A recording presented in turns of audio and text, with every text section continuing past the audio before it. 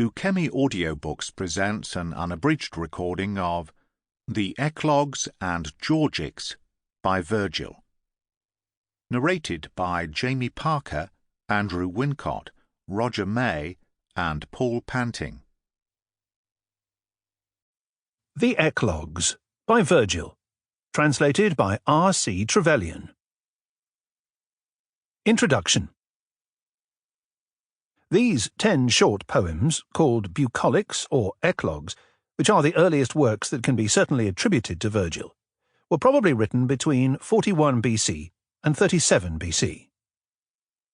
Virgil's unassailable fame as one of the greatest of poets does not rest upon his eclogues, but upon his Georgics and Aeneid. Yet it has been the fate of these immature experiments to have had a greater influence upon European literature than almost any other poems. It was they, rather than their parent, Theocritus, that became the fountainhead of the vast stream of Renaissance pastoral writers, Italian, Spanish, French, and English.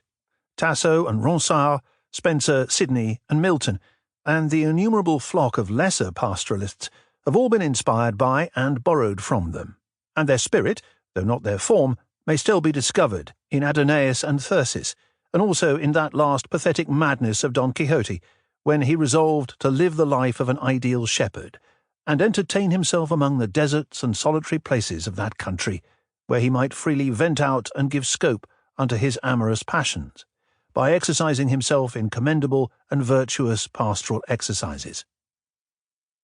In one of his letters from India, Macaulay made the confession that Virgil, whom he'd been re-reading, had not the power to charm him so much as he used to do.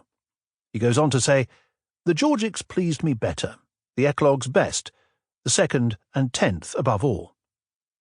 Few lovers of Virgil are likely to agree with this verdict, yet it is no more preposterous than the preference that is so often felt by the common reader for Milton's early poems over his later poems. The Eclogues are indeed even more artificial and imitative than Lycidas, and few of them are such perfect works of art as l'Allegro and il Penseroso or Comus. But conventional and unreal as their pseudo-pastoral themes may be, the texture and phrasing of the verse is almost always exquisite and delightful.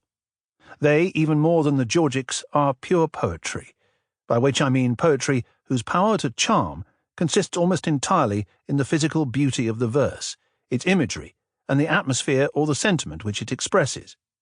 They are seldom what we can call great poetry, though it would seem unreasonable to refuse that description to such lines as the last two of the first eclogue. Already. Sample complete. Ready to continue?